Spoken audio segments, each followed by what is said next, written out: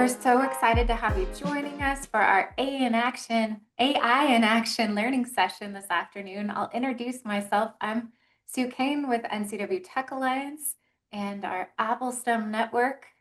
And I'm so excited to have you all joining us. We're getting everyone settled in the room today.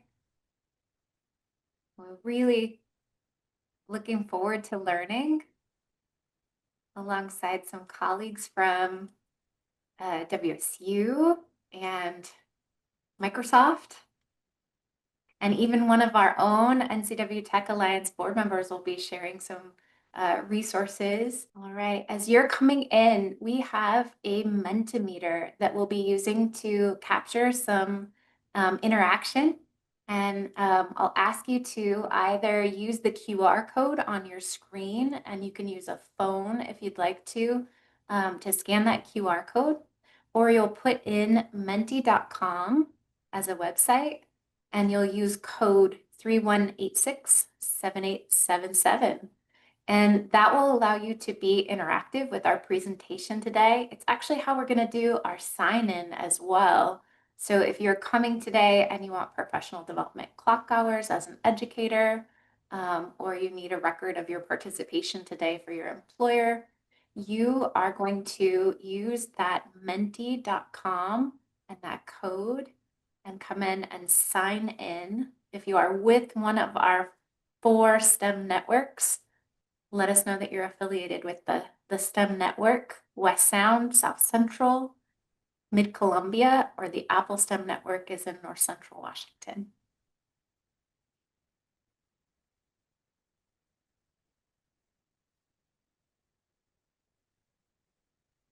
Can I get one of my team to put the Mentimeter code in the chat for us?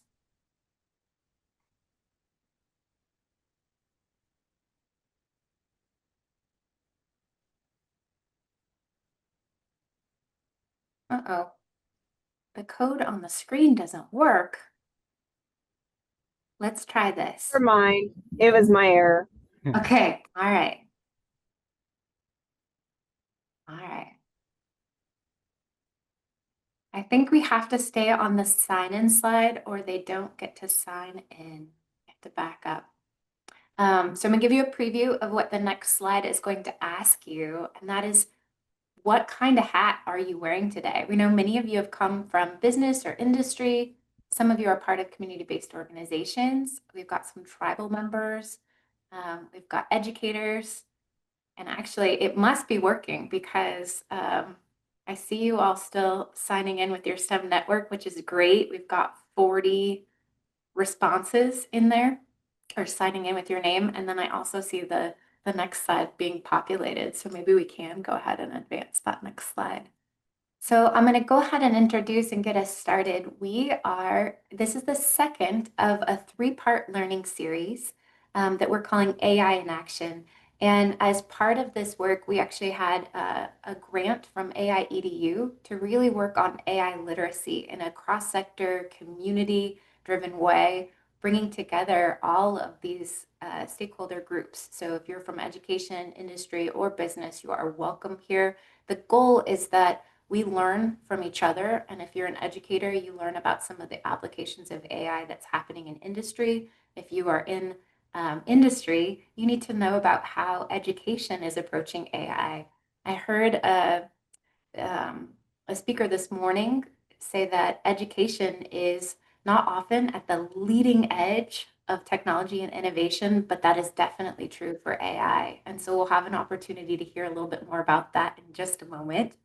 I want to make sure that you're aware of, as part of this work, if we'll advance one slide, the AI in Action toolkit that we've been putting together is a resource hub. So as we've been bringing speakers and experts together, our resource hub is growing, and this link and this website will take you to some of the thinkers and leaders that we're following and listening to, some of the frameworks and strategy documents, as well as some of the educator tools and classroom-ready resources that we're capturing. So a visit to this, bookmark this. It is a dynamic site, and we continue to add to it. If you've got resources that you want us to share that you think are really great, please send them our way. And with that, I'm going to go ahead and get us started. We actually have 3 parts to our session today. So a quick flyby to give you an expectation of where we're going over the next 90 minutes. We're actually going to start here in just a moment with a special update from Microsoft Elevate, which is a global initiative. We have an opportunity to hear directly from Patrick Osteen, who I've known for a number of years, who had a hand in helping bring CS education nationally across our K-12 systems, and has been an educator and longtime supporter of many of our education system initiatives in Washington State here. He's coming from Seattle today. He'll get us started. We actually have an opportunity to hear a little bit about a use case for data analytics in agriculture with a WSOS scholar and college student, Salvador, who's going to tell us a little bit about the work that he's been leading in an agricultural application with AI. It's always a lot of fun to hear from a college scholar. And then we have an opportunity to hear this afternoon from Ian Weinberg. I mentioned that Ian is on the board for NCW Tech Alliance and is frequently someone that flags for us some of the technology and innovation topics that we need to be leaned into. And when I mentioned that we'd really like to learn a little bit more about vibe coding, he lit up with enthusiasm. And so he'll be able to show us a live vibe coding demonstration today, but he's also come with a framework or a tool that helps our businesses and our educators, our community really think about whether or not a coding solution is practical, when to apply that, when maybe it's not quite practical. And I think the more we have those frameworks and guides and tools, the better off we are for being able to know how to get the most productivity and efficiency out of the AI tools that we're using. So I cannot wait to hear what you think when you hear from Ian. So with that, I'm going to go ahead and turn things over to Patrick Osteen to get us started. All right. Thank you so much, Dr. Kane, and hello, everyone. Hopefully you can see my slide. Okay, is that showing? Yeah, all right. Appreciate it. Oh, thank you for the warm introduction, and so great to be with you all today. As Sue mentioned, I am with Microsoft Elevate, and my name is Patrick Osteen. I lead our K-12 skilling partnerships as well as our global education communities here at Microsoft within our Elevate initiative, which I'll talk a little bit more as part of this presentation. And prior to coming to Microsoft a decade ago, which is hard to believe, but prior to that, I was a high school educator for a number of years, also a coach, did FIRST robotics, and coached track and cross country in addition to my high school physics and engineering teaching. And actually, my first job out of undergraduate was through AmeriCorps in Eastern Washington State in Walla Walla, supporting elementary school students and educators in the community there. And so the work here in Washington is near and dear to my heart. And as Dr. Kane mentioned, much of my time at Microsoft has been focused around computer science education and now thinking about AI in education. And that's what brings us here today, right? It's so great to see so many folks on the call here that are interested to dig in and think about AI in action. And I'm particularly bringing that perspective of the K-12 education side of things and how Microsoft is showing up to support educators and education systems with AI skills. So with that, let me dive into the presentation a bit here, and we will get into hopefully some time for Q&A as well. We always like to start at Microsoft with our mission and making sure that everything that we do is grounded in the statement that you see on the screen here, which Microsoft is committed to empowering every person and every organization on the planet to achieve more. And we bold the word every there with intentionality, with a focus on ensuring that no one is left behind, especially in times like we're in right now, where there's tremendous change, and there's a lot of concern about the changes that are happening as it relates to technological innovation, and particularly with AI, and how technology like AI can be used for wonderful, incredible, creative things, but it can also be misused. And so we think it's so critically important that we bring both the technology, but also the skills and the supporting policies that are really going to enable everyone to thrive in today's economy and in the future. And so that's really how we ground all of the work that we do. So in July of this year, we launched a new initiative, which we call Microsoft Elevate. Some of you may have been familiar with the work of Microsoft Philanthropies, which is the organization or initiative that I've been a part of for several years. This is really building on that and in exciting ways from my perspective, because it's really doubling down our efforts, particularly from support of education, school systems, educators as well. But it's also our commitment to nonprofit organizations and how we partner with them to both from a technology enablement perspective, but also from grants and from skilling resources that are freely available to nonprofit organizations, their employees, and their beneficiaries. But at the core of what we're doing with Microsoft Elevate is what you see here, which I love the simplicity of this statement, but the power of it as well is that it's about putting people first. And, especially again, in times of great technological innovation and rapid change, we know AI is changing the way that we live, the way that we work, the way that we learn and teach. It's impacting all facets of life. And we believe that the people and humans should be at the center of that. And it is, the people that are driving how the technology is benefiting all and not the other way around. And so with Microsoft Elevate, we are partnering with K-12 systems, schools, community colleges here in the US, or community and technical colleges as they're known here in Washington State, as well as TVET institutions globally, or technical vocational education and training institutions, again, civil society organizations, labor unions, government agencies that are really focused on education and workforce. So we work across those groups and through partnerships to advance skills for all. So we have 5 different things that we do across Microsoft Elevate. Again, I'm bringing kind of the perspective of what you see on the left-hand side of the screen, which is the global skills training. That's kind of my bread and butter, but we have all of these other functions across Microsoft Elevate that we've brought together under this one initiative, including public policy advocacy, philanthropic donations, as I mentioned, donations of technology, but also grant donations to partner organizations that we're working with to fuel new initiatives and research. For example, we have sales and technical support for those audiences that I mentioned, like schools and nonprofit organizations, intergovernmental organizations. We also have avenues for input into product development, including for our education audiences. And these functions are all working closely together. So as part of this commitment that we made with, or the initiative that we launched in July with Microsoft Elevate, we made 2 pretty robust commitments that we are, first and foremost, donating $4 billion or more cash and technology over the next 5 years. Again, that's through grants, but also discounted technology to those beneficiary organizations.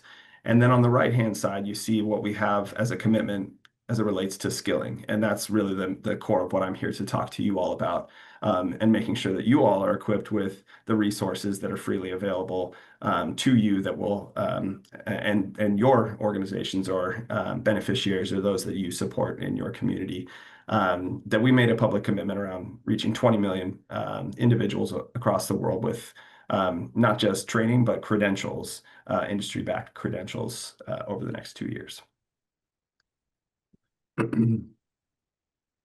So before I get into some of the resources that we have available that want to make sure that everyone is aware of and able to leverage outside of this call, I think it's helpful to ground in some recent data. So LinkedIn is a close partner of ours in terms of being part of the broader Microsoft ecosystem, and they have loads and loads of data, not surprisingly, given how many millions of people are actively using their platform on a regular basis, uploading their skills into the platform and onto their profiles. But then also you have employers that are on the platform and doing job postings, and they have specific skills that they're indicating that are areas of need for where they're filling jobs. And so LinkedIn has this rich data set where they can do a lot of analysis on where are things going, where are things now in terms of the skills that are in demand today, and potentially forecasting into the future.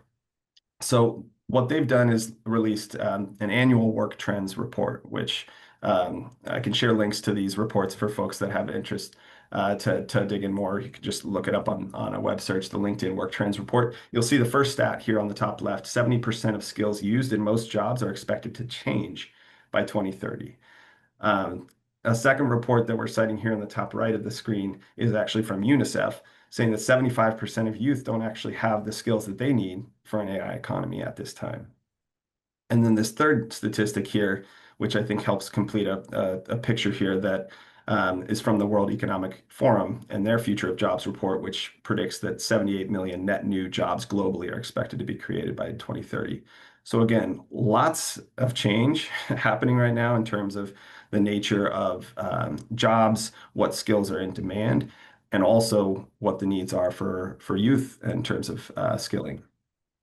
Just building on this piece a little bit further, what we're seeing and is becoming really clear in terms of the demand for skills is yes, technical skills are critically important, like AI literacy, as you see here, knowing how to navigate and utilize AI tools. But even rising up to the top right under that, you see what we would classify as human skills, right? Things like conflict mitigation, adaptability, process optimization, innovative thinking, or other skills like creativity, how you collaborate with others, communication, fundamentally human skills that complement the technical skills that are increasingly important with AI. So with that landscape kind of painted, I want to share a bit more about how Microsoft Elevate in our skills work is showing up to help meet the demand and the need for these kinds of skills for, again, for young people, for workers, for nonprofit organizations and their beneficiaries and beyond. So we have, as I've been describing, different types of organizations that we partner with, be it schools or what we would classify as civil society organizations like nonprofits or UN agencies, to name a few. Also government agencies, ministries of education in countries all over the world, for example, or ministries of labor. But through all of the work that we're doing, learners are at the center, right? We're providing free content, curriculum for folks to learn, credentials, of course, as I mentioned, as part of our broader commitment. We have research and insights like some of the data I just shared with you that we're directly supporting through things like our AI and Education report, or also like the LinkedIn Future of Work Trends report. We also have communities and recognition, which I'll talk about, particularly for those that are more in the education audience. And thanks, Sue, for the Mentimeter at the top. Definitely helpful to see the spread of types of attendees here at the event today. So, but for our community and recognition piece, that's definitely relevant for the educator audience here.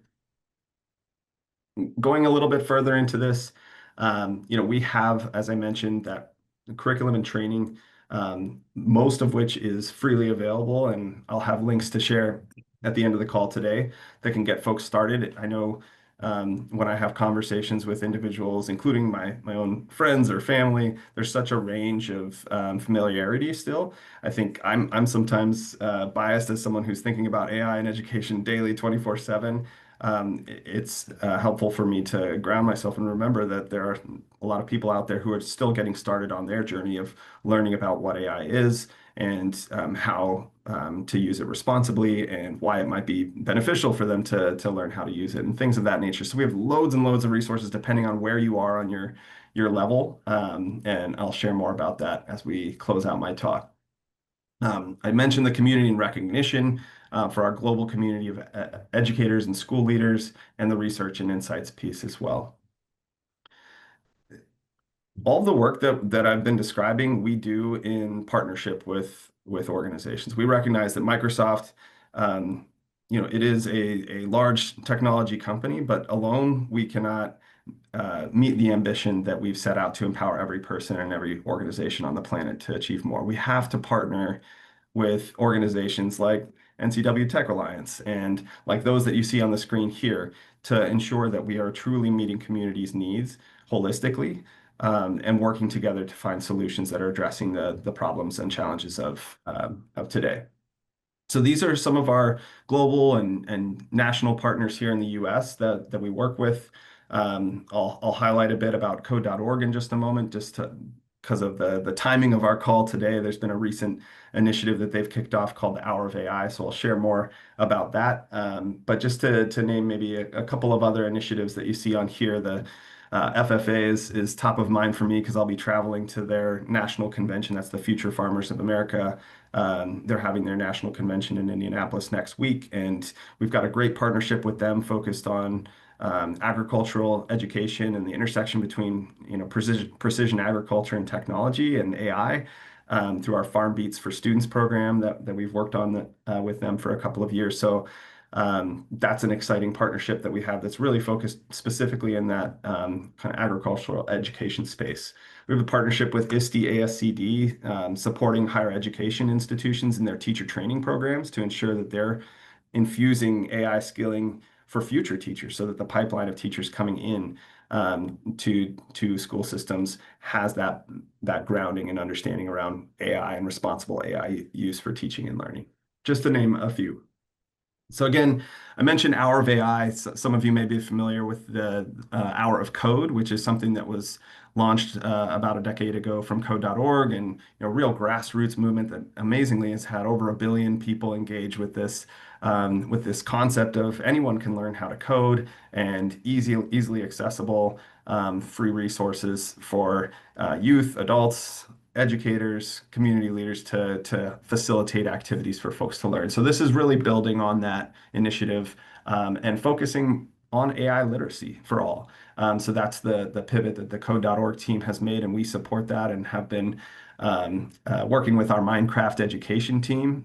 So if you're not familiar, so there's the Minecraft game that you may be familiar with. We also have Minecraft Education, which is a version of the game that is built to support learning around computer science education, cybersecurity, sustainability education, and AI literacy as well. So they've got phenomenal materials, super engaging, particularly for younger audiences. And you've got some links that you can see on the screen here. And we'll make sure to get any links shared out through the website, as well as any follow-ups that are requested as well. I know my time is relatively short, and I've got so many various things I wanted to make sure to show with you. So let me just go through a couple more here, and then I'll see if there's time for questions. We do have some global education communities that you may or may not be familiar with, so wanted to raise awareness here. We have what we call our Microsoft Innovative Educator Experts. So these are educators who have gone through specific learning pathways on our Microsoft Learn platform and gone through an application and review process and been selected to be a MIE expert, as we call them for short. We have a similar program for schools that we call Showcase Schools. These are schools that are really demonstrating leadership and how they innovate and leverage technology, particularly Microsoft technology, for teaching and learning. And we recognize them and connect them into this community as well. And so we have these kind of recognition pieces, but also it's truly a global professional learning community that provides all sorts of benefits that go with it as well. We did just launch our cohorts. It's a kind of yearly cohort model. So if you're interested to learn more, make sure to follow us. I'll share our LinkedIn handle. We'll have a new set of applications coming in spring 2026. And just to give a sense, this is just a snapshot of the global nature of these programs, and how many educators are part of our MIE expert cohort this school year in some of the higher represented countries here. And then the showcase schools, similarly, you can see how many are across the world here. So it's pretty phenomenal. I'm hopping on a call at 8 p.m. tonight with some of our global folks over in the Asian region, and excited to always hear from them. So many different perspectives and ideas, and so helpful as again a learning community for everyone engaged. Okay, I'll wrap here just in a moment. I wanted to make sure to share some Washington specific pieces, just because This is something that was just announced a couple of weeks ago with Microsoft Elevate Washington. You'll see a link here in the bottom right of the screen, which has a blog that has a lot more of the details and links if you're curious to know more about this. I think it's a pretty amazing and exciting opportunity particularly for education audiences in Washington State. So all Washington school districts and all community and technical colleges in the state have free access to what we call Copilot Studio, which is our kind of AI agent building tool. So the ability to build kind of custom AI tools that you can use yourself. And so that is available starting in January 2026.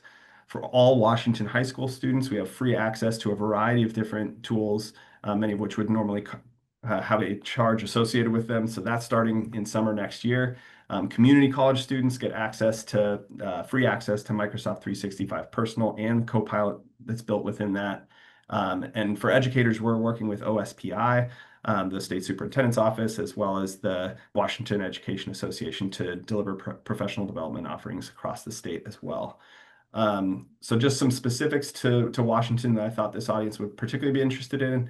And I'll close here just by sharing, if I had to give you one link that kind of summarizes the things that are available to you, particularly for our educators and education leaders in the audience, I hope you'll take a look at this and feel free to reach out and give some feedback or questions as you dive into that. So I think with that, I've reached the end of my presentation. I hope I'm doing all right on time here. But if there is time, I'm happy to address some questions. And I have not been tracking the chat, so if there's something in there, please let me know. Okay, we've got lots on here. I think there's an easy one maybe back down in this corner though. Do teachers get access to Copilot also, or is it just students in Washington State for now? Do you know? Yes, it is the teachers. I need to double check this, make sure I don't misrepresent that. So the schools districts are getting the Copilot Studio. I need to follow up. Let me make sure I get that right because I think I All have the right. details We'll there, get but I don't back want to to it. misrepresent since I'm not the person who kind of owns that offer. I don't want to get that wrong. So let me follow up on that. Thank you for the question. And I love this apologize one how too. The one next to it says, this might be a question for Copilot. Can you explain Microsoft Elevate like I'm in grade school? What do you want to accomplish with all of these partnerships? Yeah, I love that framing, and yes, Copilot would probably do a fine job of addressing that question. But I think if I had to put it simply, what we're trying to do is lift up and support all communities across the world with technology and the skills associated with using that technology responsibly and effectively.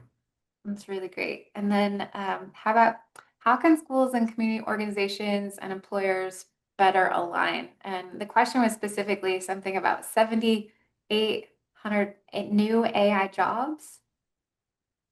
Yeah, I'm not sure what the number is reflecting on the 7,800. But I think, our perspective is, building out these AI skills in tandem with the human skills that I mentioned on that kind of slide that was showing data from LinkedIn, which I think educators are in such a phenomenal position, at least, speaking as a former educator myself, I know they play such a critical role in supporting young people, not just with this subjects and the subject matter that they're teaching, but really helping to build out those human skills like collaboration, communication, fostering creativity. And we really believe that AI can help, when used thoughtfully and responsibly, can help to enhance those aspects and really build on those aspects that are going to help people thrive and meet the demands of these evolving jobs and skills that employers are demanding. All right, let's do one more. How do I get engaged with a global learning community? Are those by grade level? Is anyone welcome? Yeah, great question. So as I mentioned, we just launched, we do that on a kind of yearly cohort basis. Our plan is in spring of 2026. So spring of next year, we'll have a new round of applications. So we have, I'll put a link in the chat, which is just aka.ms/MIE expert, which is our homepage kind of source of truth for that program. So let me drop that in the chat. MIE expert, and you can track that to follow what's happening and what's the latest with that program. And we also have loads of free learning resources that are kind of affiliated with that program that you'll see when you log to that site. And those are available anytime. And it looks like you've gotten assist from our fellow Microsoft colleague, Joel Graves, who's on our board. He has added to the chat what Copilot has to say about Elevate Washington. So perfect assist there. Thank you, Joel. Appreciate that. Anytime, anytime. All right. Well, I think that's probably about all the time that we have for questions today, but we've got lots of resources to be able to follow up with, and we can also follow you and track you down if there are questions and we need to follow up and get more details. Thank you so much for joining us today, Patrick, and we cannot wait to report back about some of the great things and some of the stories from Microsoft Elevate. Thank you. Appreciate the opportunity to speak to you all. And yeah, please reach out. I'll put my email in the chat here in case anyone wants to connect. And we're looking forward to the Hour of AI, which Patrick mentioned. I'll do a quick plug here and say that code.org is sending us an incredible national leader for our November AI in Action series to share a little bit more about the AI Hour of AI. Which is one of those partnerships that Patrick mentioned too. So stay tuned for more information about that coming. All right, I am going to switch our gears here a little bit and introduce our next speaker. So Salvador Ayala is a former, well, not former, he's a WSOS scholar at WSU, and has been working on a project this summer with Innovate Ag as a data analyst, and has an AI use case that I think is really going to fascinate you. And we always want to surface these because if we think about AI tools in one dimension, if you're thinking about them as just something that can help you with writing or content creation, you're missing so much opportunity and so many AI applications. And so we try to pull some of these in to give you an idea when we say AI is a disruptive technology that is really changing the way that we do work and live and play in so many different directions. We mean it. And so this use case is coming to us from agriculture, and I'll turn it over to Salvador. Thank you. Thank you so much, Dr. Sue. Okay, let me shake it out a little bit because, you know, I'm a little bit intense here. So, okay, let's do this. So, hi, everybody. My name is Salvador Ayala, but today we're going to talk about my internship project, which is basically with data and focusing the labor decisions for special crops and harvest in Washington. So let me introduce myself because I always forget and introduce myself because I get too excited. So my name is Salvador. A little bit about me is I'm from Mexico, Michoacan, which is a very tiny place close to Guadalajara. So I moved to the US 7 years ago when I know English, and so no English at all. So I start working in every summer in the fields just to get experience and just to get some money. I went to Highland High School. I want to say hi to my professor, Dr. Weyenberg, which is here. I'm very happy to see him because he was kind of like my father who helped me to do some things on math and, you know, technology a little bit. So yeah, I graduated from Highland, and then after learning the English, after being familiar when the community also be part of the different, you know, projects, and also you know, getting the little sense or how does that feel being in the United States. So I went to get my degree and master's, my degree in computer science and Heritage University in Tappanage. During that time, I did like 10 or 12 internships during my 4 years. I worked with UCLA for internship in UCLA to analyze data. I also worked with the DOE in Washington, D.C. I did international research in Panama. I worked for 2 years in Amazon in Seattle. Also did some academic internships in WSU, Procer, and also UW, working with NASA. I work in private companies when agriculture companies like Innovators. This is my 2nd year, and also one in California for fertilizers, all with a sense or technology. You know, everybody needs technology, and this is the whole point. This internship basically is a partnership between the Ag Institute, where I'm kind of the intern right now. This is my 2nd time, and I'm very grateful for the opportunity. And we are collaborating with a company, Innobec, under the supervision of Steve Manto, the CEO of this company. Thank you, Steve. Also, we are bringing a very special, excellent student, PhD candidate, Sanchita, from UW, who bring this model and it make action when our data. So a little bit about what we're doing here is let's focus in Washington. Washington is one of the main leads in the entire fruits.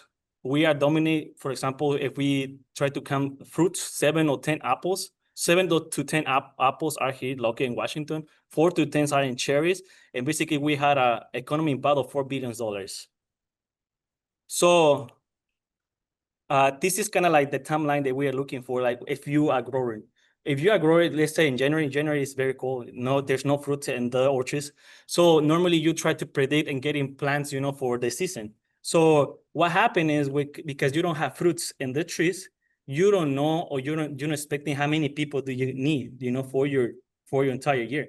So basically what you start doing in the beginning is to start counting the bag counting for apples, one by one, and try to get some sense about how many fruits you have. And then later in April, you start doing the flower counting, again, for apples, and then cherries during January and April. But in May basically is where May, June, July, that's where the hard things comes, which is the cherry season. And that's where a lot of people, you as a farmer, you need. But imagine you only have 10 people and you had a lot of fruit. That's gonna be a really hard issue for you, So what we're doing here is you try to prevent these kind of situations where you, as a grower, need to hire people like really fast in a really short time. And then imagine later, the apples comes and you have to also do the harvesting season. So the idea is the quality of the fruit. No one likes to eat early apple. I don't know if you guys ever tried early apple. It tastes really bad. Or a late apple. It tastes nasty. No one's going to try. What you try to do is like eat the most delicious apple. Because everybody loves it, right? Even cherries. I love cherries. So the idea is to find the exactly time for this apple. And then when I say exactly time, is have the exactly people in that moment. Because as you guys know, things are getting really pricey, things are getting very, very difficult. And then to make mistakes or to don't have the right people in the right moment is going to be very difficult for you as a grower. So this is a little bit of demonstration, This is me in the lab doing some testing, delicious things, obviously. But this is also another difficult thing. The climbing, we don't know how to start climb. It can rain, it can snow anytime. How can we control? There's no like button to change the chapter and keep going. This is a really, really good example. For example, let me explain. In 2022, we had 3 different states: Oregon, Washington, California. For example, in 2022, California normally start week 1 and he finished in week 7. So when they finish, now it's time for Washington to do the apples thing or cherries, And he started in week 7, Washington start, and he finished into week 21. But in 2023, it was very cold in California, where basically California start like in week 4. Instead of starting week 1, they start in week 4, which is not right, because if you guys can see here, these 2 economies, Washington and California, kind of collapse. So because California was kind of in the middle and Washington started, basically, there was so many, in this case, there was so many cherries. And when there was so many cherries, what happened? The market dropped. That's why sometimes you see a lot of cherries or sometimes apples in the trees. Not because they're bad, it's because they don't have price. So it's better for the grower to leave it there. It maybe don't spend extra money in labor. And then because there was no price. So this is a really clear example about how climate change or climate impact can operate. Also, for example, let's say you're a grower who has only apples. This is kind of the revenue during the years. In 2013, 37% of revenue per bin, it was used in labor. 2022, 70% of the revenue per bin, it was labor. 99% in 2023, it was the revenue per bin in labor. So as you can see, now For people for growers who only have apples, they're gonna struggle. When this happen, normally what they do, they start planting different crops, blueberry, cherries, all that kind of stuff, just to keep a balance, for the raising labor costs. This is a little overview about all different challenges, as I mentioned, just to give you a little bit of information about what we're gonna talk about. We talk a little bit about client, a little bit about economy, and now the labor markets. But I want to also focus on two very important information. The labor pools dynamic, which is basically immigrant workers and also local workers. This is two totally different labor. For example, immigrants, you can have a contract for an immigrant and work for you for the entire season when now he leave it to another places, which in local, that's not the case. Sometimes you have one local who comes and maybe he's like, oh, there's like really good fruits here. Oh, but my friend has a different orchard and they're making more money. Oh, let me leave. So that's kind of like the issue right now. Also, immigrants, they get paid more and local a little bit less, depending where they are. There's a lot of regulations for immigrants where in locals, they're not. For immigrants, you had to have a process to hire like 60 to 75 days. While in locals, you can literally go and ask, can come and help me.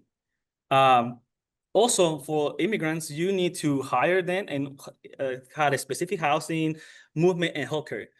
Well, in locals, they can, mostly no one has this. You don't have to like put this if you hire local workers here. So this is kind of like the two pools that we are going to be focusing. So all these information that I give you already is basically what we try to graph. We're grabbing temperature from WSU data. We're grabbing information for labor pools. Now we're grabbing pricing. And what we're doing is putting all these information into a model. Everything in this model to do some predictions. And maybe you guys asking, okay, how are you guys gonna do this? Well, we had this machine for almost 10 years, which is been collecting so many data.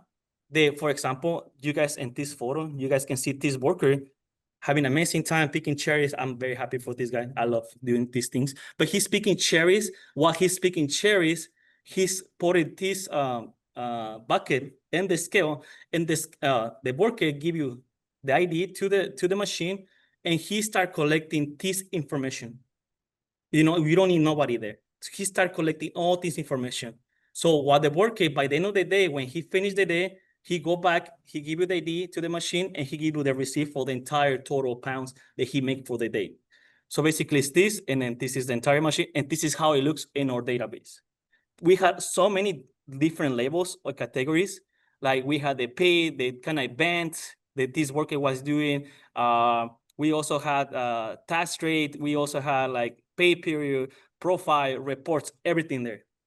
So this is where my work comes, the data analysis job, where my job for the entire summary was do some data abstractions. What it means is grabbing this raw data and try to figure out a way to put in action. For example, data extraction is basically have the entire database there, filter a specific information. When I say specific information is like, for example, focusing total wage, total per pound, dollar per pound, unit work, how many days they work, how many weeks. All these things, grab it and put it in Excel. So later we can compare the analysis for the different years, do some comparisons. So later we can do the data visualization, making things pretty. But this is not the end. That was not the end of my internship, because I was thinking, okay, I have the beautiful picture here. Maybe I'm fine. No, now we had to validate. So what we do, you as a grower, what we're doing is like, we show the beautiful picture, everything that you had in your orchards, and we ask for a meeting. Can we have a meeting for like 30 minutes? And they say, yes. Okay, we do a meeting and we show the results. You as a grower, you told me if these results are correct, because you're the only one who knows more than us what you have in the orchards. So we basically validate our work from your orchards. So that was my entire internship. Do some analysis, filter the analysis, compare, and later do the visualizations, and we show to the growers. So that way, our results are accurate and the model can be accurate. So some of the things that we're doing here, for example, let's say you're this grower. This is a private grower, but let's say this grower, he start, for example, every annually harvest window normally takes for this grower 4 weeks. He started in week 24 and he finished in week 27. So we track from 2017, from 2024, especially because this grower, this is the year that he has this machine that I want to show, you guys. And then we are tracking, you know, how long takes the harvest. So later, we are trying to see the annual total harvest weight by figure out the total harvest weight per year, stacking by week, and also the average number of workers active each week. We had this representation. It's imagine like I had this meeting when you guys as a grower. Later, we are showed, you know, based to the results, the average wage per employer, how much this grower is spent each year, depending, you know, the average of the employer. And later, we show the total wage pay. So basically, when this information that we extract, we are showed the grower their results. So later, we can put this to the model and then grab some information. And maybe you guys are asking me, but why are you guys doing all this work? Well, basically, we want to automate the current model that is happening. This is what is happening right now in our industry. We don't have a specific schedule decision. We don't have the structure already. We just guessing how many people are, or how many people do we need based to what we see in the tree, but we're now getting the right information. So what happened, for example, this is imagine this Friday you had a party and you already had your plans and somebody told you, no, we had to do something different because this is more important. So imagine how do you feel? There's a bunch of stress. There's a bunch of miscommunication. And then what happened is you don't feel right. So now put yourself in the growers. That's kind of the feeling, taking fast decisions in a very short time. But these decisions get really be very impact and you can spend a lot of money because you didn't take the right action. So what we try to do based to the data, based to all the analysis, we want to do some optimal model where we have the employers working in a really good organized time. Why? Because in case we have so many fruit, we have the right people. We had let's say 100 people already working. No, 100 people, and then I find out that I only need 50, so I had to lay out 50 people. That's not fair. That's not fair. That's not fair for laid out people, you know. So it's fair if you organize your schedule for laboring and you give everybody the opportunity to help you. That's the best way. So this is what we try to do. We try to optimize this modeling when the best way using AI. Based to this machine and also the model, we can see that we can get 30% of profit increase by follow all these decisions, by follow all this information that I provide. So the machine is give you, as I mentioned, is working 24/7, is giving 100% data driving you this, so you can take decisions in any moment. Basically, I think this is about collaborations. It's about everybody getting together, everybody understand the industry together, and everybody support each other. So that's why I'm very grateful for my team who really doing this impact for the community. I want to thank to Sanchita, who is the one who bring this model. I want to thank Steve, who had the data and who put me this, you know, as a data analysis to evaluate the model, and also Jordan, who make this happen for the Ag Institute. All this work is done by heart because we really care about our industry. Because imagine when our fruits, nobody's gonna be happy, you know. So I also want to thank, you know, because this is my first time to Dr. Su for inviting me. I'm very happy to be here and present this little demonstration. And I hope AI keep helping, you know, the industry and also all these small and very curious people like myself who try to understand the industry, try to collaborate with different industry, try to figure out what is the best way for the future. So when this, I want to thank you everybody, and I hope you guys like this small presentation. You're getting lots of affirmation. That presentation was fantastic. Oh, I see questions on here, both about you as a person and as a research study. I'm going to start with questions for you. Salvador, what did you study when you were, what did you go to college for? Heritage University in Tappanese, it's in Central Washington. Yeah, Heritage. And I studied computer science, by the way. Sorry. Yes, Computer science, computer perfect. science. Yes. And what's next for you? What comes next? So right now I'm doing a postbac fellowship in WSU. So basically, we are gonna create this small app for growers for free. So very exciting, using computer vision and machine learning. But I think after this, I'm looking forward to be someone in the big technology company. So that's my plan, or do a master's also in machine learning, hopefully. So whatever comes first, I'm very open. You are a lifelong learner. You can tell that in the way that you're very curious about these things. And you're getting lots of affirmation here on the board too. I see it's a great use case. Thank you. And I love this example. It gives growers expertise so much weight. Their knowledge is so valuable. I see you did a wonderful job and your passion for the ag industry and the application for AI is amazing. There's a few questions here that says, how are the growers using data to innovate their practice? One more time.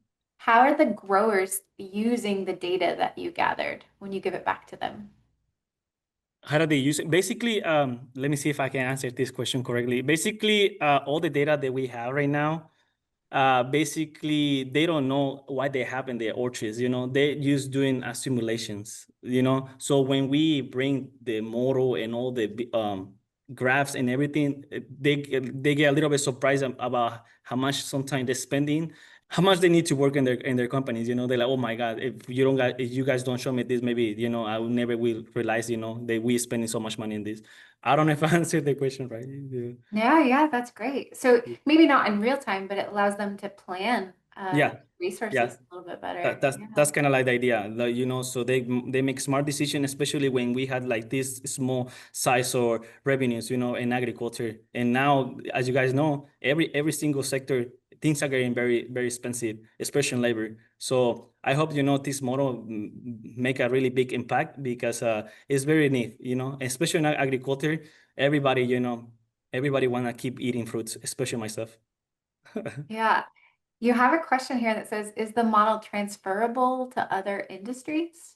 So far it's just focusing agriculture, Okay. but we can move this model to other industries because data is data, so you just doing some tricks there, here and there. So I think it will be possible, but this question will be really important for Sanchita, who is the one who bring the model. So yes. I see Carly's floating up a cherry there for us. Maybe a suggestion. Maybe other fruit, huh? Yeah, blueberries or strawberries, and yeah. Oh, sure. All right, so one last question I think we've got time for. And your data set was looking at integration, or you were using AI tools to integrate the labor costs and when the fruit was ready for harvest. Did you use any generative AI where it would make a prediction in the future with all of that data? So this is how things are working here. So basically, the one who created this model is Sanchita. She's the PhD student candidate from UW. So she brings this model. I was the one who fit the model when the real data, because what she did before, it was just do some data assimilations, assume something. So when I came, I was the one who give you the real data and run it. So I think this question will be more for her, but I'm assuming she's doing some AI tools over there, here and there. Yes. Yeah. Well, and this question might also be for her, but it says on a scale of 1 to 10, I guess maybe 1 being very easy. How difficult is it to build a model that integrates these data sets? So basically, I've been working in different models, and it's not that simple. It's a lot of math. What I show you is the general information, but behind all this presentation, there's a bunch of math and calculations. So it's not really, really simple. So I think it takes so much time and effort. Like, for example, this model is being created for almost 2 years. So I think it can depends, how extensive or at what scale you want to put it. So I'm pretty sure it's once again, it's a lot of math, and it's not something that is done in like a minutes. It takes time and a lot of effort and a lot of collaboration with different teams. So right now I'm doing some machine learning, and I try to create some models myself. And It takes time. It takes time. You had to have all the math fundamentals here and there, and then also be very curious, like all the time, why this thing is not working or why I'm using this specific variable and I'm not using this. But I think, when people are patient, I think anything can happen. So that's kind of like my advice. Yeah. That is incredible. And this has been so helpful. I think I just want to thank you again for being willing to share your research with us and give us an example to be able to take this back. I'll give you the last word here if there's anything that you wanted to add that we didn't ask you. And if not, maybe one last question about you, Salvador. Where do you hope this technology goes? If it continues to grow, what might it look like? For AI, Yeah.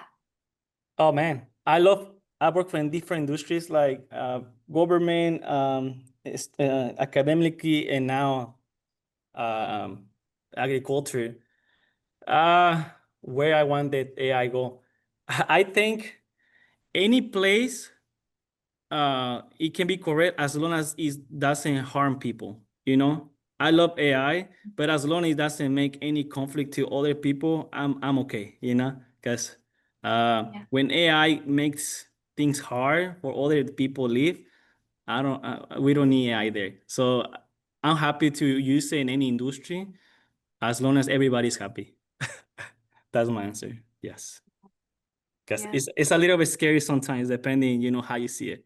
So yes, and not more like the computer science here knows that this thing is real, and as long as these things doesn't have feel like feelings things, we should be okay. Yes. Yeah. Yes. You So keep yeah, people centered here. no right answer, no wrong answer. So that's kind of like the general idea. So yes. Yeah. Yeah. Thank you so much, Salvador. Really, really, it is great to be able to learn from you. No, thank you, all, and thank you for having me here. Very, very happy. We are going to make one more transition here. Oh So no, our it's me. last speaker is actually going to do a little bit of a two-part thing here.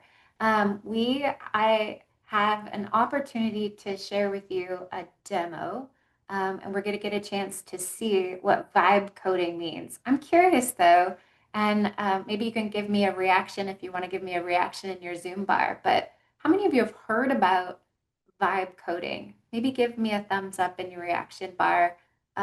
It's something that, or you can give me a thumbs up on screen too if you want to. It's something that has, oh, look at all these thumbs, sort of taken off. It's a term that was coined just earlier this year. And the way that AI tools are being used to help us to build code is really transformed some of the accessibility to it. But I think going back to folks who have been doing coding professionally for some time, you hear some mixed reviews about what vibe coding is able to do for us and where that interaction between people and computers and the AI tools that they're using lays.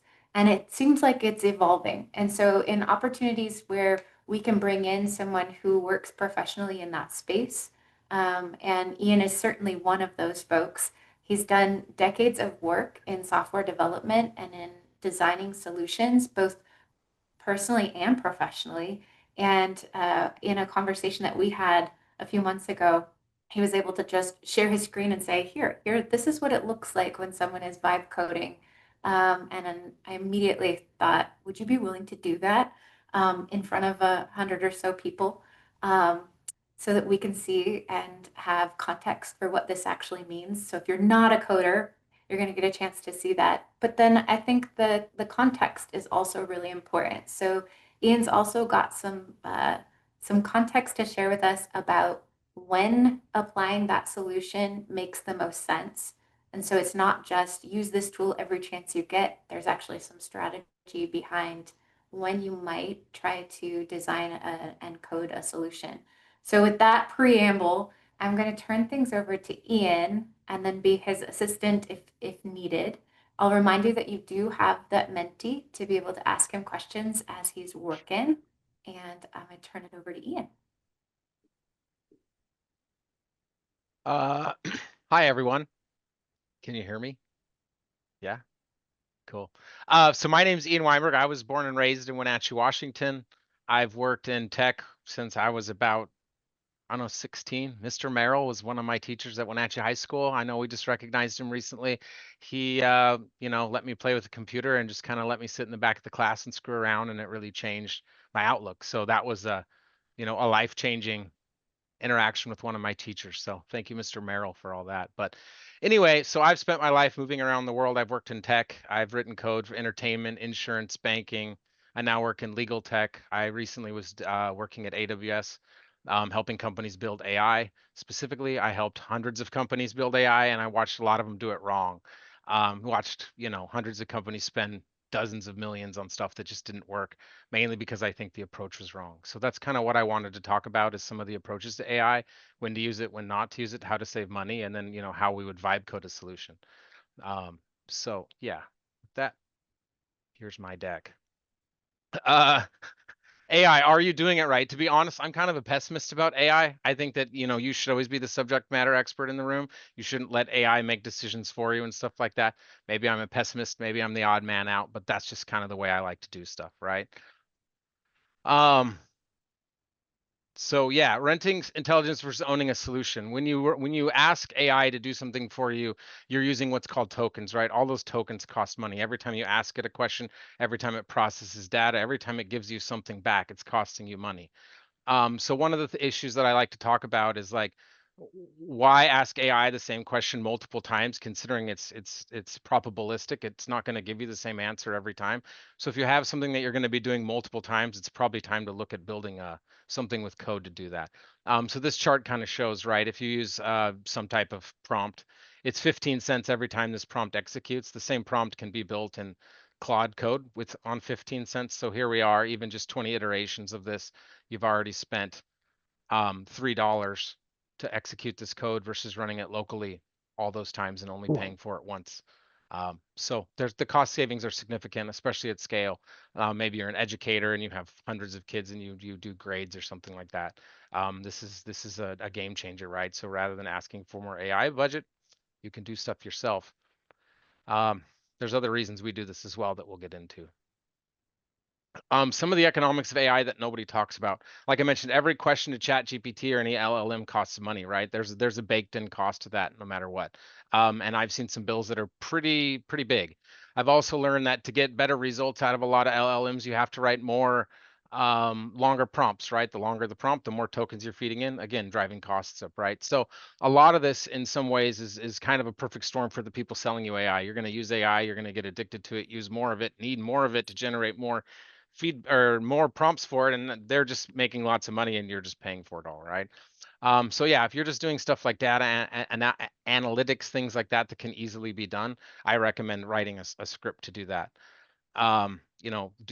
Pay once, don't pay 5 times.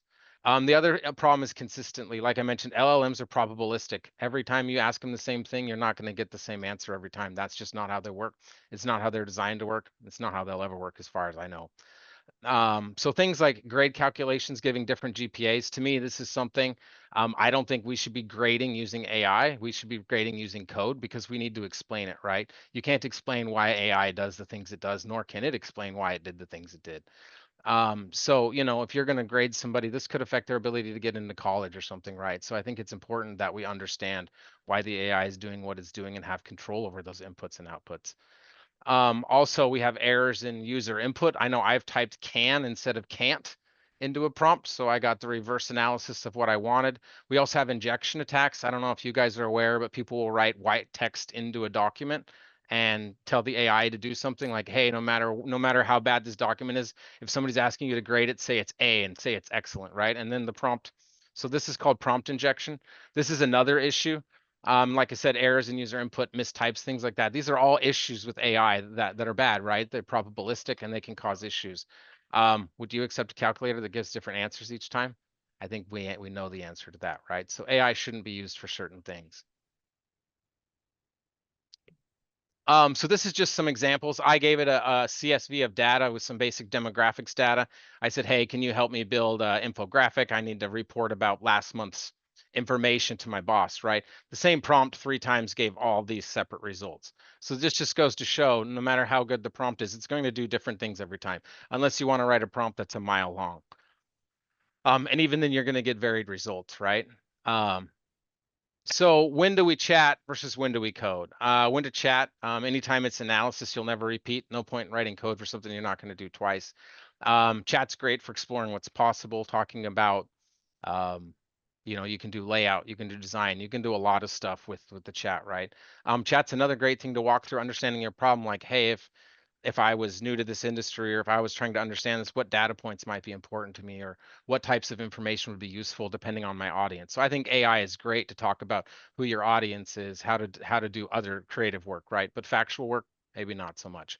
Chatbots are great too for initial code. I don't know if you guys are using, I use Claude and I use ChatGPT mostly. I don't know if you guys have noticed, but the newer versions actually spit out the code it uses. So now oftentimes when you're using chat to do things that should be in code, the chat will tell you, hey, by the way, I did this in code and here's the code. So yeah, good for writing initial code. So then we move on, and when to code, right? If you're going to do it more than twice, you should probably do it with code, right? It's repeatable. You're not going to pay for it multiple times. If you need consistent results, if you need the same results every time, if you need rule-driven outputs, you should probably use results. Also, if it involves calculations, don't use an LLM. They don't do math well. And they know that. That's why they now write code to do their math, right? If you're processing multiple files, it's good to use code. Sometimes LLMs just make mistakes. They don't really process all the files you give them. If it's something you want to share, this is going to need to be in code too, probably. And or if you need to explain it. Like I mentioned, LLMs aren't going to explain to you why they work. They're probabilistic. They're just going to use some math and give you an answer. If that's how you want to explain your work, that's fine. But if it's something that requires better explanation, probably should use code.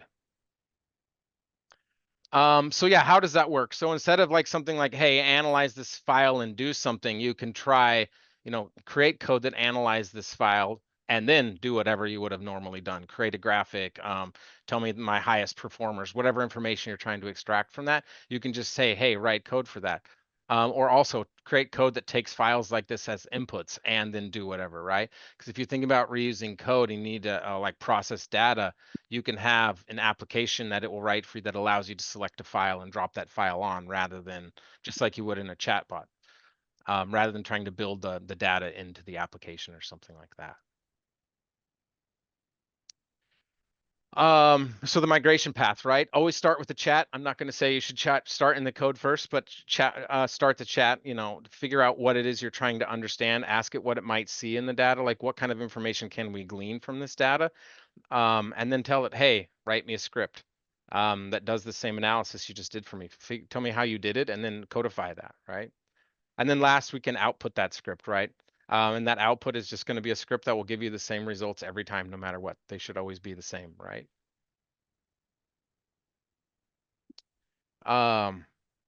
So when do we use code, right? Will you do it more than once? Does it need consistent results? Are more than one people going to use it? Does it involve math? And is it costing you, you know, is it costing you money to do this every month? If the decision that any of these is yes, it's probably good to consider, you know, using vibe code or some type of application to do the code instead of AI. So common traps, right? Using ChatGPT as a daily calculator. Working at Amazon, I had a lot of customers and a lot of people that wrote code to report up, right? Everybody gets data from all these sources, and what does your manager want to know? He wants to know what you know. So I've noticed that a lot of managing up is done with AI, and that's something that probably shouldn't be done, right? If you have specific KPIs you want to monitor, things like that, you should probably just write code that you can drop some data into a CSV. You can even screenshot charts right out of Salesforce, whatever business information application you're using, and then just have AI process that, right? Paying for the same analysis repeatedly, like I said, you shouldn't be paying AI to do the same thing multiple times. Also building chat-based tools for customers, expensive and inconsistent. I've seen a lot of companies have to roll back their chatbots because chatbots just don't do what they need. So these are common traps that that we fall into when we're using chat and not using code for things like that. And then also, like I mentioned, a lot of the chatbots these days are actually going to generate code for you. You can save that code so you don't have to use that code twice, right? So I'll actually give an example where ChatGPT spit out some code for me that I can actually reuse. which is pretty easy to do. So what do we need to do vibe coding? Honestly, you probably have most of the tools. The only thing you don't have right now is Claude Code, or Cursor, or some other what we call an IDE, which is an integrated development environment. Claude Code and ChatGPT, they can write pretty decent code. They can bang out an HTML website, do some basic coding, stuff like that. Claude Code is something that's better when you have more than one file involved in your code. Say you're fixing a website, or you have something that has more interactivity to it. I would say use something like Claude Code or Cursor as a development environment. And then here's the fun part, right? All this stuff is free to execute, right? If it runs in a browser, it's free. You just open it in Chrome or Firefox, whatever. Or you can have Python. Python is a programming language we use that you can install and run for free on any computer that I'm aware of. Python's pretty well spread, right? And then we also have tools from Google and that can help you run code in the cloud if you don't want to run them locally, right? And then last but not least, version control. So this is where a lot of people that have been vibe coding have really gotten off. What version control does, it allows you to like lock your files, your whole project, even if you have, I have work projects that have millions of lines of code that span 10,000 files, right?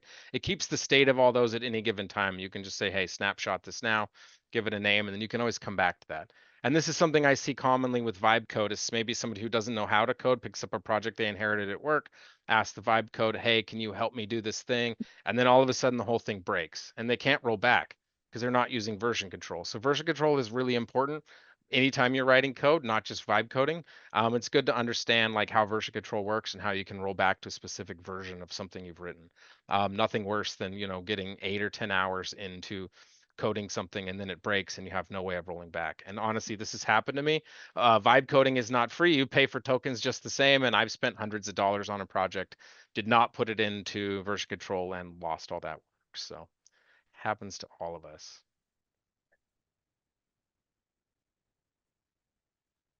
So yeah, honestly, my whole, the idea here is that it's more sustainable to use code than use an AI, right? There's a better value proposition. We don't need to be paying these AI companies all the time. Not only is it about money, it's about environmental things like that, right? These data centers, as we know, require a lot of power, a lot of energy, a lot of stuff like that, right? So, I think it's just more sustainable to use AI the right way rather than the wrong way and use the right tools for the job, right? AI is basically your smart assistant, but again, it's an assistant. You should be the subject matter expert in the room anytime you're using it, in my opinion.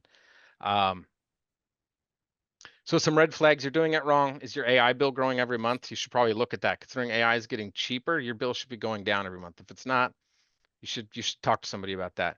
If you're expecting the same results every time and AI is giving you different results, you're definitely using it wrong, right? It's probabilistic. It's supposed to be giving you different results. You're using the wrong tool if you're getting different results and you're not expecting it. If you're copying and pasting the same prompts all the time, again, ask AI, hey, can you write me code that takes this prompt and gives me the output? Then use that. And then also like sharing prompts is great, but again, sharing code is cheaper. You can just email it to somebody that lives on their computer and now you can both do it for free. So my homework, find one task that you're doing repeatedly with AI and see if you can figure out a way to vibe code it. Ask Claude or ChatGPT or Gemini, whatever tool you're using.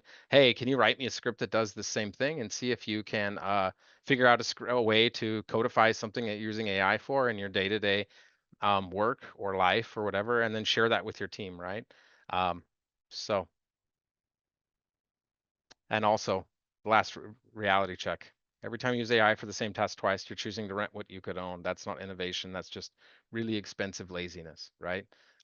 AI is not cheap. I'm sure many of you are abstracted away from that bill at your workplace, but let's just say it's probably quite large and larger than you might think. I've seen people spending enough to buy a sedan every week on AI.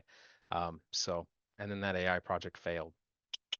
So, that being said, that's the end of my slide deck. So what I want to do is do some vibe coding. The first thing I wanted to do is kind of just show some of the tools that we use. So I'm going to switch to ChatGPT for a second.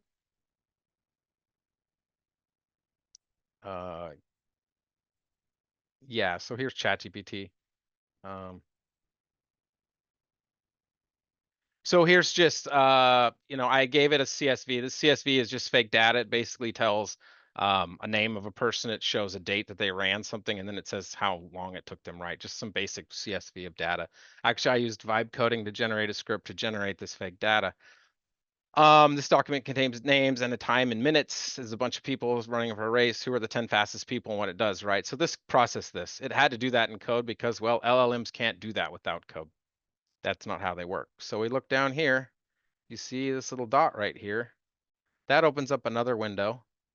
Sorry, I gotta keep screen sharing. What that did was it generated this code. This is Python code. This is Python code that processed that file. So it took that file, it put it somewhere temporary, and processed that file, right? It took all my columns, broke them down into different things, and then sorted them, bunch of code, yada, yada, and this is the output it gave me, right? So again, Claude's not really doing anything magical for you. It's doing code for you, and it's even exposed how it did it to you. It tells you how it did it, right? So no secret there. So then taking that to something more like Claude Code, we'll talk about Claude Code for a second. Claude Code looks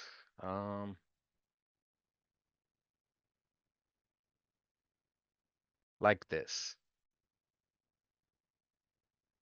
Claude Code looks like this. You know, you've probably seen this in the Matrix, stuff like this. This is what nerds like me work in all day. It's called a terminal. Not always the funnest or prettiest thing to work in because it's just text-based, right? But we wake Claude up. Claude says, hey, hello, what's going on, right? So then I can tell Claude, hey, Claude, there is a CSV of demographics data in this directory. Let me find out what the file name is since I have separate. So I'm just giving it a CSV. I don't really know what I'm looking for. I don't really know what I'm asking it to do at this point, but like, hey, can you find me some interesting data points in here? So I'll give it that file. Now it's going to process. So the one thing you'll notice here is that Claude is actually telling you what it's doing, right? Hey, I read the 50 lines. I'm doing this. Now let me analyze it. So unlike Claude, your chatbot or ChatGPT that doesn't really tell you what it's doing, Claude Code is actually working like an assistant. Hey, boss, I'm doing this. I'm taking care of this. This is what I'm doing. It's not always frolicking. It actually uses clever words here all the time. If you've used Claude, I'm sure you've seen some interesting words here. So here you go. Now it's saying, hey, I wrote this code. What do you want me to do with it? Do you want me to proceed? I click yes. I can actually hit Control O to expand this. We'll make this a little bigger. So this is telling me some of the information that it pulled from that file, right?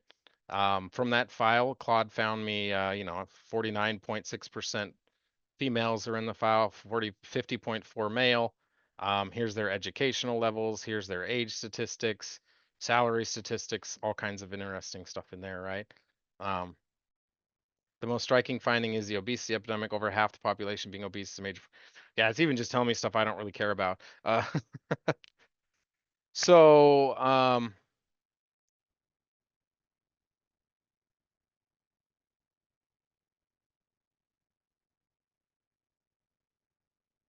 infographic with these data points on it. So I talk to it like a real person. I talk to it just like I would a junior developer. I try to think of Claude as exactly that, a very a very happy to be here, wants to deliver and make you happy kind of assistant, right? So you have to be worried. One thing I would say always be careful about with AI is it always wants to please you and it'll happily give you bad results. And that's the same in code, right? So when we're talking about using code, we should still have tests for our code. So one thing I would also say is once we're done having Claude generate code, we can actually say, hey, Claude, can you write a test suite against this code to make sure that it doesn't variate in the way it works, right?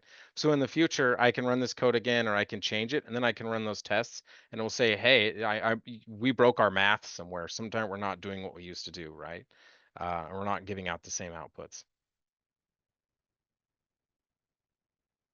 So now this has generated code for me, and now it's asking me if I actually want to execute it. So I'm going to execute it.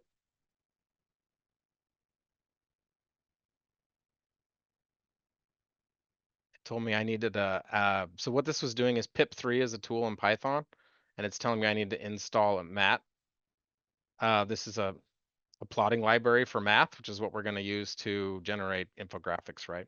So this is just walking me through setting up the whole development environment. You don't even have to be a programmer to know what this is really doing, aside from hopefully it's not doing anything too destructive. If you just keep pressing yes, you'll probably get an application that works here in the end.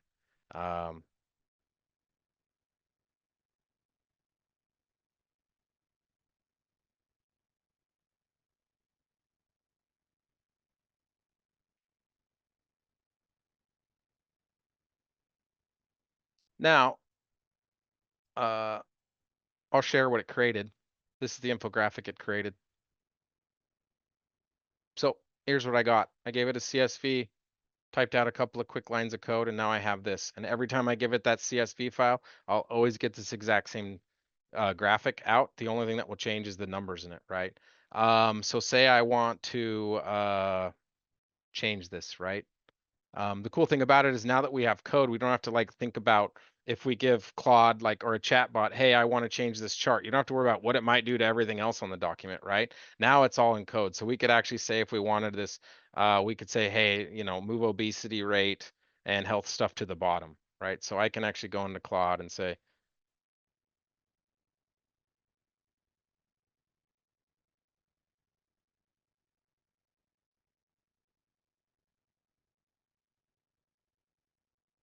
so I'm telling it to remove anything that's health related to the bottom and anything income related to the top. So it'll run some code in the background and then it's going to produce a new file for me. So this is one way that we do coding and probably the most basic way to do it. It's how I do most quick tasks when I'm generating code. But what I wanted to show you too is that there's more, there's better, there's better ways of doing that. For instance, here's a tool called Cursor. There's other tools that are similar. You can find them, but here's a tool called Cursor.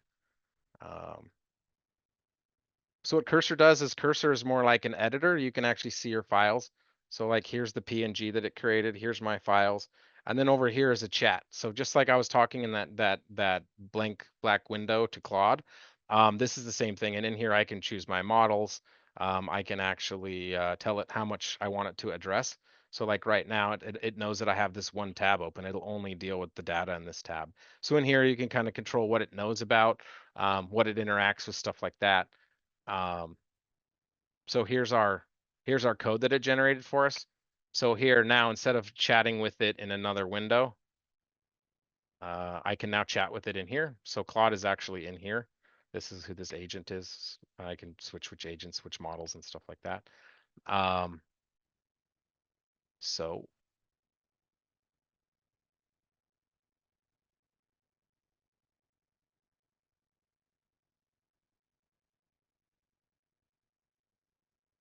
this code should, it just changed because the other code just finished writing it. So now if we have it generate the PNG again,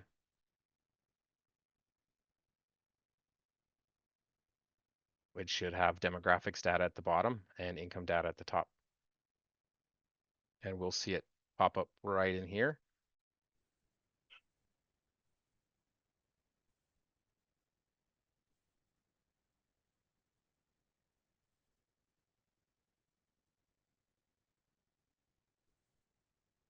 So here we go. We've now changed it. So income is at the top, or health conditions have moved down. So how can I zoom out? There we go. This is so helpful, Ian. You have a bunch of questions. And we've Sure. got- Yeah. In fact, sorry, I'm happy to ask questions. I'm used to doing this with somebody watching over. So yeah, if anybody has any questions or you want to Yes. see something, happy to put things into action for everybody if that helps. Can we switch over to your mentee so we can ask you some questions? Sure. Yeah, Um, absolutely. Yeah. You have some really lots of compliments here. There's a question on here that's on your Q&A and in the chat, and it asks about tokens. Like, how much is a token? How many tokens do you use on a project? Tokens are new for some of our audience. Oh, so we won't get into the math of how tokens are. Tokens are just a way of calculating how much data a model is processing. That varies widely, right? Some of the more frontier models that are brand new that do a lot cost a lot more money than some of the others. Honestly, I don't pay my AI bills, my work does, and I just use them for work. So I don't know what the current rate is, but some are significantly more important than others. I know that I have guys on my team that spend over $1,000 a week in tokens. To put that into perspective, that vibe code a lot. So easy That makes to sense. spend a lot There's a of money. question here that says, is it still important to learn how to code, and will software developers still have jobs? What do you think?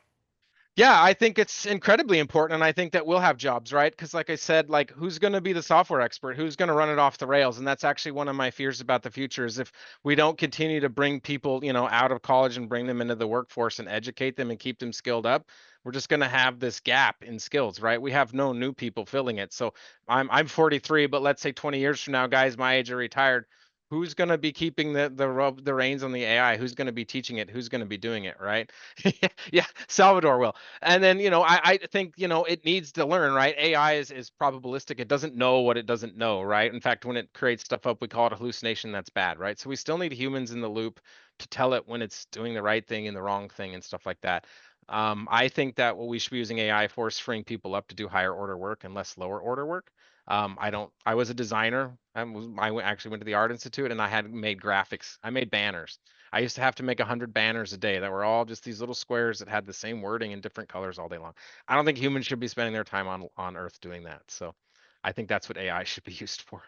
I love this. All right, I'm gonna give the last question to Lee Alley, and he says, what sources of vibe coding training have you relied on?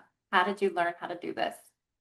So mainly it's my background in coding and then reading the updates, right? Like Claude Code has updates like once a week. There's always new features. In fact, every week I find new features in it and stuff like that. How to use agents. In fact, you can actually try and train Claude Code to run different threads. And each one is its own person, its own entity, its own agent. Like one person could be a designer, one person can be a database expert. One of your agents can be something else, and they'll actually pass tasks back and forth between each other and stuff. So it's gotten multi-layered. But honestly, I haven't really taken any training exactly on how to vibe code. I just kind of knew how to code and jumped in and started playing with it. And that's what I think everyone should do. Just be careful what you execute and what information you give it. Get a little hands-on, try some things. Well, there's a few more questions on here, and is there a way that folks can follow up with you if they've got additional questions? Yeah, you can email me. My email is my first name at my last name.net. So Ian@Weyenberg.net. And I'm happy to answer any questions you have. Gosh, Just please it's so don't spam helpful to me be up able to. to see and have some context for that. And I know folks are going to be really excited to be able to follow up with you. I am going to move into wrapping us up so that we stick our landing. We have a little data collection to do here. So two things. I'm going to ask you first, after today's session, give me a 1 to 10. How confident are you feeling with AI tools? We keep asking you this, and we're hoping that by learning alongside us, you're increasing your confidence in how you see AI, how you're experiencing AI. And we have one more learning session coming up on November 18th. And while you're inputting your data here, I will preview and tell you that we have a special guest coming from code.org to tell us a little bit about the Hour of AI. We have a practitioner who is in a brand new ed tech K-12 startup space called Colleague AI. It's coming out of the University of Washington. And she'll tell us a little bit about some of their recently published research that uses AI tools for development of education policy. We also have a speaker coming from Microsoft Enterprise Solutions, who's designing AI tools and workflows for businesses. And so we'll have an opportunity to look under the hood and see how that work is being done and what solutions are being used in our small and mid-sized businesses and even some of the bigger businesses. So another really great diverse mix of perspectives as we're exploring AI use in this AI in Action series. And I'm loving seeing this data come in. I am going to put up one more prompt and ask you, what's your biggest takeaway from today's session? What are you going to be talking about when you head back to your PLC, or maybe you're heading to the dinner table? or meeting up with friends, what's your biggest takeaway from today's session? Had an opportunity to see some of the global impact with Microsoft Elevate, some of the local applications in agriculture and in workforce, and a little bit of a behind the scenes for vibe coding.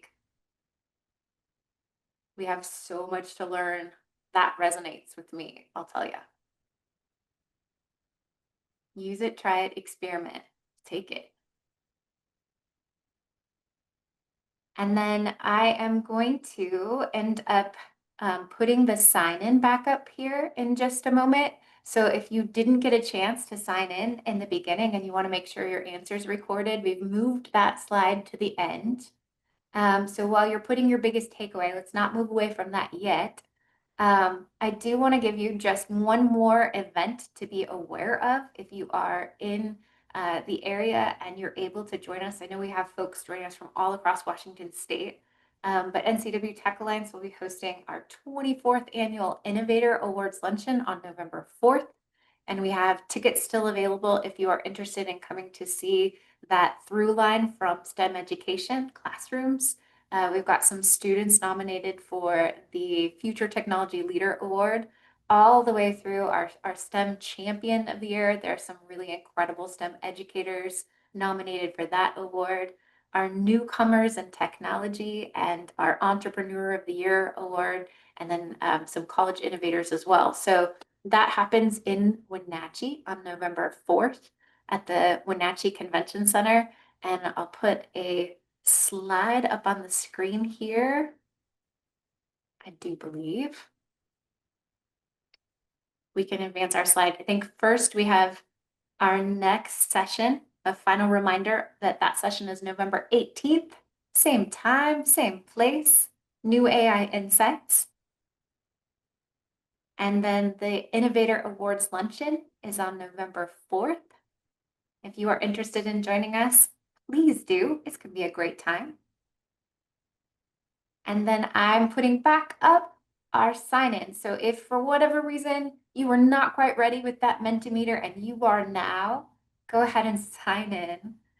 This is our last slide for today, and I will let you all get to your evenings. But I'm so grateful that you took time to join us, and we look forward to seeing you back again on November 18th. Thank you again to Patrick and Salvador and Ian for all of the insights and the learning today.